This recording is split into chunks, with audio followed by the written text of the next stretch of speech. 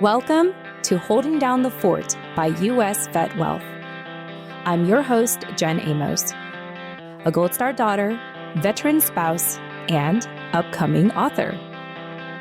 This season is dedicated to our seasoned spouses preparing for military transition.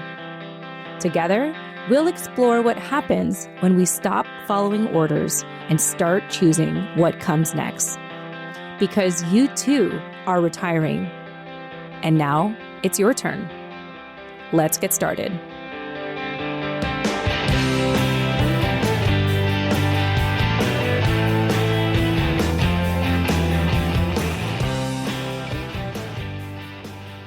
All right. Hey, everyone. Welcome back.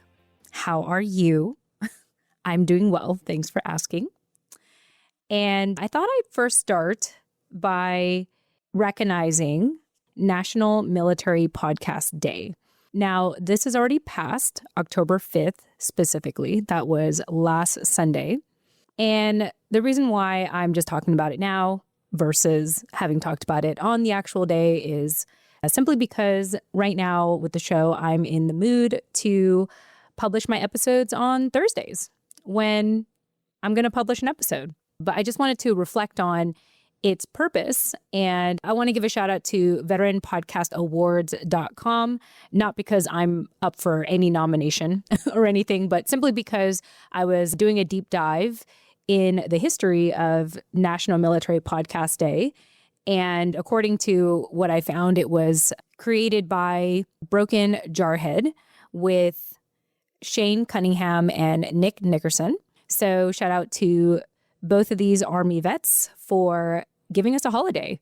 I believe this was created in 2021, so it's been a couple years now. It's been about 4 years, and just want to give them a shout out. I am not connected with them at all. If anyone is, let them know. I give them a shout out, and I just thank them for recognizing military podcasters, military connected podcasters such as myself. And I'll put their most relevant website in the show notes. The most relevant one is the veteranpodcastawards.com.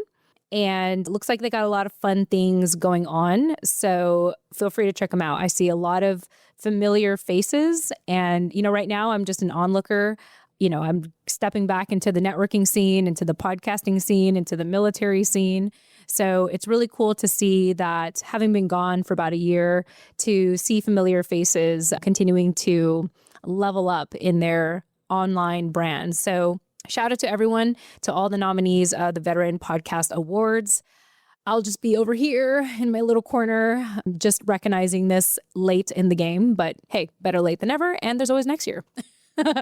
So anyway, just wanted to kick off talking about that. Otherwise, today, I thought that I would dedicate this recording to read the introduction to my book, The Military Spouse Benefit Plan, mainly for anyone that is getting to know me for the first time. Like if you're a new listener and maybe you have met me at a networking event or you've heard of my name. I'm not trying to blow myself up like I'm a very important person, by the way. I'm just saying that if you happen to come across this podcast via word of mouth, this is where I'm at right now. What I'm about to read to you will give you a snapshot of where I'm at with my work with my husband at U.S. VetWealth. And if anything I'm about to read to you resonates with you, feel free to reach out. My husband and I are definitely in networking mode. He actually has his own show as well. He does a live stream with one of our good partners, Blue Water Advisors. Shout out to Mike Wallace. And so we're actively networking and speaking with people. So consider this recording a showcase of, where I'm at now in my involvement with the military community, and also an opportunity for you to decide if I am worth connecting with. And if not, that's okay too. Hence why you're listening to this. I always feel like podcasting, I have to mention this because throughout the years of podcasting, it's always been an opportunity for me to network. Speaking of which, because I've been networking in the recent weeks, you will see in the last episode, I shared the organizations I've been fortunate to network with, in case you're interested in networking online. Those networking events have started to bear fruit, and we have been speaking with people one-to-one and finding potential collaborative opportunities. So anyway, it's been a ton of fun doing all that. And I figured that this is just a quick way for me to communicate with those who have yet to interact with me directly, to know what I'm about and if I'm worth connecting with. Okay, I know I've talked in circles, hence why I'm writing a book.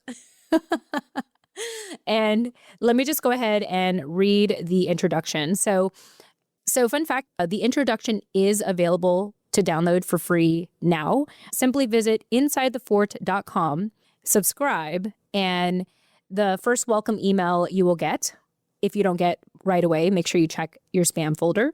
But that welcome email will give you steps to download the introduction for free. And in that introduction, you will also have access to my husband's book, Don't Forget Your War Chest.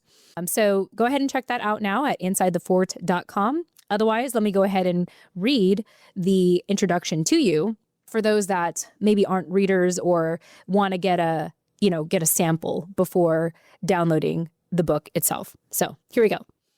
So this is the Military Spouse Benefit Plan. The title is still a work in progress. I'm just going to read to you the letter from the author. So here it is. And I'm going to toss in some commentary because this is not an audiobook, it's a podcast. All right, here we go. Dear seasoned military spouse and the retiree, it's been my mission since starting my podcast, Holding Down the Fort by U.S. VetWealth, in summer of 2019, to bridge the gap between retiring military families and their understanding of the Survivor Benefit Plan. I've heard too many times that this topic is considered the morbid talk. I'm offering another perspective. Consider this the military spouse's first empowering choice for civilian life. What you're about to read is the introduction to my book, and in the upcoming weeks, you will receive updates on the full copy of the book. Hence why we're asking you to submit your email so that you will get email updates to receive the full copy of the book for free. Congratulate yourself in seeking out a different take, a second opinion on the Survivor Benefit Plan, and we'll be in touch. Okay, as I read that, I realized that's just the letter at the beginning of my book. So as you can tell, I've looked at this recently, and I say that sarcastically. Okay, here's the actual introduction. And again, this is just a sample of the introduction. All right, here we go. I open up with a quote. It goes, "You've spent years holding it down. Now it's your turn to own what's next. Do you remember when was the last time you made a choice simply because you wanted to, not because you had to? I realized I had made the first voluntary choice of my adult life the moment I stepped into my new apartment on the East Coast. I remember my dog padding across the empty floor beside me as the walls echoed with our arrival. My husband was off at a meeting, and for the first time in what felt like years, I was completely alone with my thoughts. The whole move had been a blur of goodbyes and logistics, but in that stillness, the realization hit me. I had chosen this.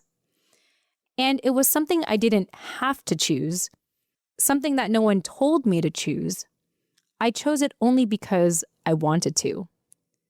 For the first time in what felt like forever, I could hear my life quiet down, enough for me to ask, what do I want next? I spent the first 10 years of my life moving wherever the U.S. Navy sent my dad. Whenever an order would come, we would follow it without asking questions, because that's what military families do, at least my military family. Then my dad was gone. He was lost at sea. It all happened in a sudden and swift way. Through the shock of it all, my newly titled Gold Star family eventually resettled in Southern California, where I spent the next 2 decades. On the outside, we seemed stable. But on the inside, everything I would do, every decision I would make, was shaped by an invisible undercurrent of survival.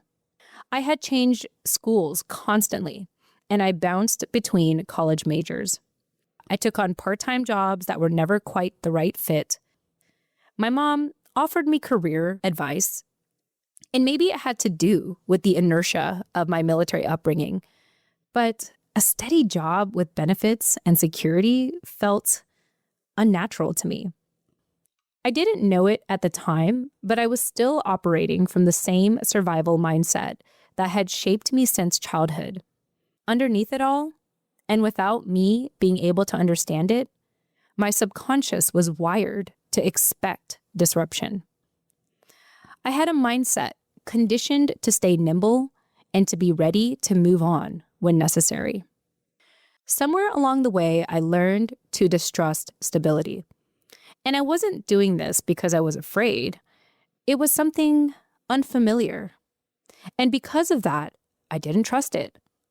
So I gravitated toward self-employment, not because I was trying to chase financial freedom or trying to be anyone special, but because offering a product or service to the marketplace, pivoting when needed, and creating my own role felt more familiar than any career path someone else could lay out for me.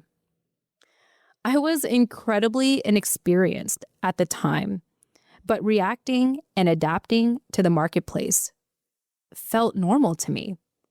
Like my upbringing, there was no question that I had to make it work. And I did.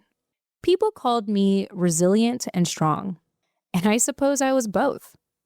But what no one was aware of was that underneath it all, I was still reacting, one decision at a time, without ever realizing I could actually choose the life I wanted to build for myself. I was completely ignorant to the concept of wanting to do something versus having to do something. So back when I found myself standing there in my empty, echoey apartment on the East Coast, after choosing to move across the country and leaving behind my old life, including my old business, I was starting over at 30 years old. At that time, we only had one car, which I insisted stayed available for my husband. So I'd spend long hours at home alone, and it was the first time I truly slowed down. That newly found silence was deafening. Past traumas resurfaced, things that I had buried long time ago and thought that I healed from. So I journaled and I prayed until I got to the point of being brave enough to dare asking myself the hard questions. How did I get here? Did I have to be here, or did I want to be here? This led me to realize that I had spent most of my life making what felt like do or die decisions rather than intentional, well thought out choices. And the difference between the two is more obvious than I thought. Though it's subtle, it's still what makes all the difference. While a decision feels urgent, like a reaction to someone else's timeline, a choice, on the other hand, feels grounded, clear, and voluntary. A choice is based on an awareness of your identity, what you know, what you want, and where you want to go. And so this is where I break down the fourth wall to speak with you, the esteemed, seasoned military spouse. A desire for a confident and informed and voluntary choice is the common ground I hope to share with you in this book. In my new quiet apartment, I felt a flicker of something new, a gentle yet radical idea. Maybe I can choose my next chapter. And then it grew into something more real than an idea, a podcast. I started Holding on the Fort by U.S. VetWealth simply because I wanted to. I wanted to understand the military spouse experience today, and in the process, gain a deeper understanding of myself. I listened to stories of sacrifice, strength, and unseen labor. I heard about missed birthdays, career sacrifices, PCS challenges, and dreams put on hold. And through it all, there was a pattern that stood out. Military spouses were always responding to something. Whether it was orders, timelines, paperwork, or expectations, there was always something. Even when the service member was retiring, the military spouse still felt like the supporting character. And that did not sit right with me. With military transition in the horizon for our seasoned spouses, I knew there had to be a way to flip the script, to help military spouses stop surviving and start choosing for post-military life. That's how I ended up writing this book. And it wasn't something, again, that I was told to do. It's something I chose to offer. And it's for you. To be continued. If this introduction resonated with you, go ahead and visit InsideTheFort.com right now to read the entire introduction and what's to come for the Military Spouse Benefit Plan. And that's all I have to say for now, folks. Thank you so much for listening to my show. To the new listeners, I hope that this resonates with you, and I hope that you're excited to see what's to come. Until then, like I said, feel free to subscribe to InsideTheFort.com right now to get the full introduction to my upcoming book, The Military Spouse Benefit Plan.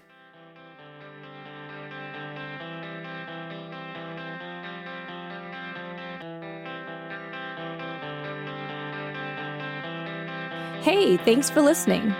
If you're seeking a second opinion on the Survivor Benefit Plan, subscribe to our podcast now at InsideTheFort.com. That's InsideTheFort.com. Once you subscribe, you will receive a free download to the introduction of my book, The Military Spouse Benefit Plan. Why? Because you've spent years holding it down for your family, and we are dedicated to helping you own what's next.